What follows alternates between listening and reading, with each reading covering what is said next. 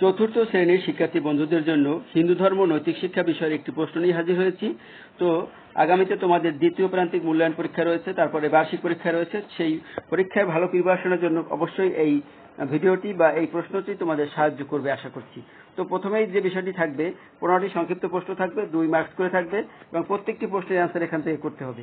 তো এখানে অনেক উপজেলায় বা থানায় বা ক্লাস্টারে সেক্ষেত্রে কিন্তু তোমাদের 15টি টিক চিহ্ন থাকতে পারে। তো সেই টিক চিহ্ন পাওয়ার জন্য তোমাদের অবশ্যই বইয়ের যে টিক চিহ্নগুলো আছে এগুলো পড়তে হবে এবং বইটি যদি ভালোভাবে পড়ো 2 বার তাহলে কিন্তু তোমরা অবশ্যই সেই টিক চিহ্নগুলো পারবে এবং এই যে সংক্ষিপ্ত প্রশ্নগুলো সেগুলোও কিন্তু তোমরা বইটি ভালোভাবে পড়লে অবশ্যই পেরে যাবে।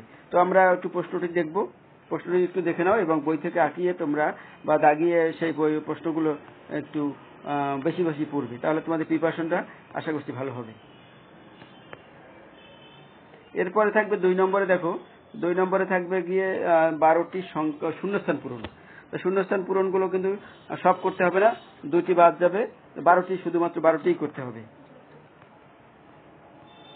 এগুলো একটু দেখে নাও এবং এগুলো মুখস্থ করবে আশা করছি, তাহলে প্রিপারেশন ভালো হবে অবশ্যই।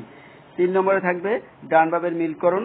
এই মিলকরণটি অবশ্য কিন্তু তোমাদের বইয়ের ভিতর থেকেই থাকবে এবং এটা অনেকটাই সহজ হয়, 5 2 10 মার্কস পাওয়া কিন্তু খুবই ইজি ব্যাপার। তো এটাও তোমরা পড়ে নেবে। বাম 1 2 3 4 5 6 একটা বেশি রয়েছে, তো সুতরাং ডান পাশে কিন্তু একটা বেশি রয়েছে। এবার 4 নম্বরে চলে যাই।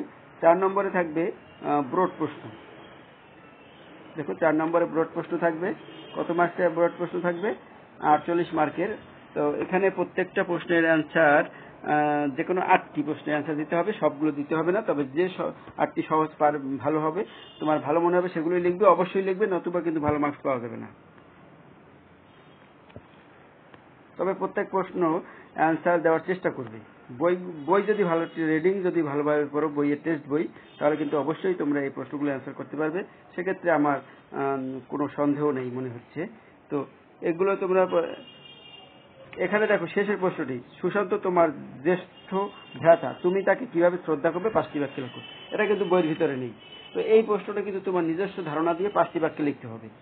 সুশান্ত আমার জ্যেষ্ঠ ভ্রাতা মানে বড় ভাই, তুমি তাকে কিভাবে শ্রদ্ধা করবে? তাকে সম্মান দেখাবে, তার সাথে সাবলীল ভাবে কথা বলবে, তার সাথে সবসময় শ্রদ্ধা দিয়ে কথা বলবে, তার সাথে ভালো আচরণ করবে, তার সাথে আপনি ব্যবহার করতে হবে।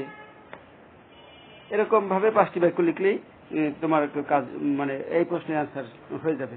তো গুরুভক্তির প্রয়োজনীয়তা ব্যাখ্যা করো। এই যে আরুণীর গুরুভক্তি আছে, সেখানে প্রয়োজনীয়তা সেটা পড়লে কেন এটা প্রয়োজন, অবশ্যই প্রয়োজন রয়েছে। তারপর গুরুভক্তি কি, গুরু মানে শিক্ষক, তাকে প্রতি ভক্তি, তারপর বাবা মা, তাদের ভক্তির প্রয়োজন কেন, এগুলো তোমরা 2-1টা প্রশ্ন যদি আনকমনও থাকে সেটা কিন্তু নিজের উক্তি দিয়ে অবশ্যই তোমরা লিখবে। ধন্যবাদ সবাইকে।